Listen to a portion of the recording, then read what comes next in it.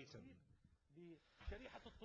And I'd like to speak to the students who were behind the 2 intifadas in the West Bank, the generations of martyrs.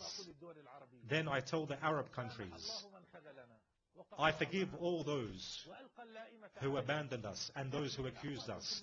But if you made mistakes in the past, go ahead and take initiatives to correct your mistakes before it's too late. Don't be unjust to your brothers in Palestine. And to those countries who helped us, I thank you all. I thank all those countries that helped us. And I call on everyone to stand with us after the end of this campaign, after we are victorious, with God's hope, inshallah. After that, I call on all the countries to stand with us to try the enemies, the leaders of the enemies, to try them in courts and not to welcome any Israeli political leader in Arab capitals. I call on the Arab countries not to welcome any Israeli leader in any Arab capital. The Arab leaders must coordinate with their people, with the Arab population, to hold these killers accountable. Then I call on the Arab countries which have relations with Israel. I call on all these countries now to tell the leaders of the enemy, you either stop the war now or we will end these relations. We will put a stop to these relations. Then, after the Security Council was not able to force Israel to stop the military campaign, I call on the Arabs to hold an emergency summit for the Arab League. There is no justification for delaying such a summit. To the whole Islamic Ummah, to the great Ummah. After Gaza, there will be more maybe. There is only one God but God, and we will be victorious with God's help. Please base all your positions, base all the stances which you take, base this upon a victory in Gaza. Do not stand and watch with your arms folded on. Do not stand and watch what's going on. The Arab and Islamic population is a great population. The people are a great people. They stood with anger. They showed their anger because of what's going on in Gaza. But after the resolution of the Security Council, do not calm down now. Do not think it's over.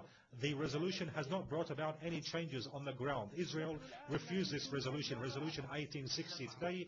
Today we are now witnessing the most difficult days of the battle. So what we need is more fierce resistance in Gaza, and we need more fierce protests in the Arab and Islamic and international world to achieve victory for the people of Gaza. We need a third intifada in the West Bank, a third revolution, and a revolution in the Arab and Islamic world until the military campaign stops and the enemy withdraws from Gaza and the siege is lifted and the border crossings are open in Gaza.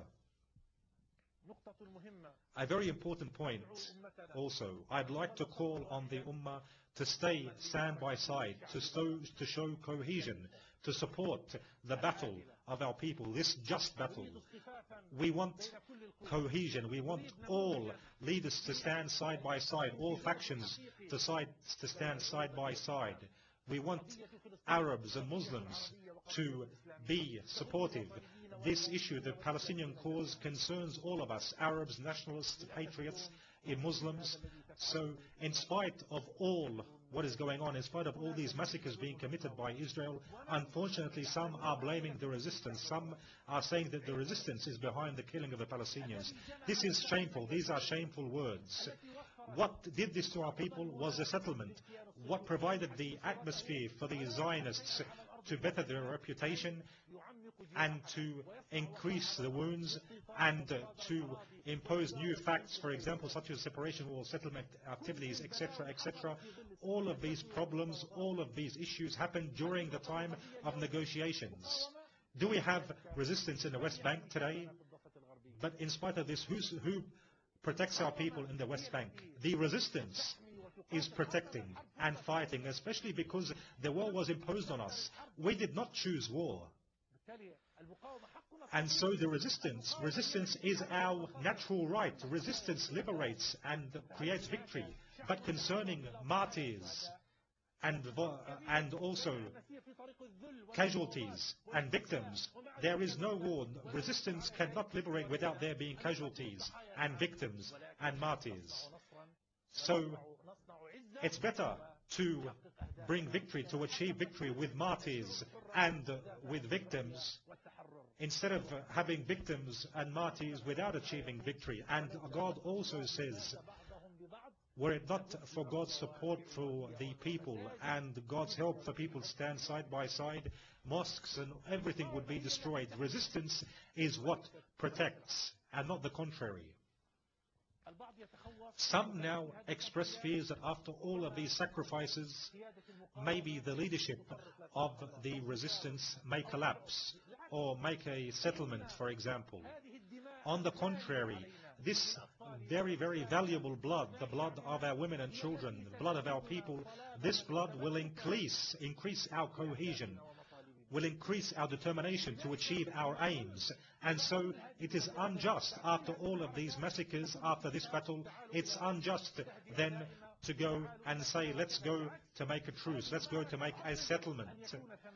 On the contrary, the price of this blood is freedom and to decide our own destiny and to end the occupation, to end the siege. For this reason, the people won't accept anything less than this. So I say this is a battle of perseverance, and we are the ones which will show more perseverance. For this reason, we shall be victorious. I conclude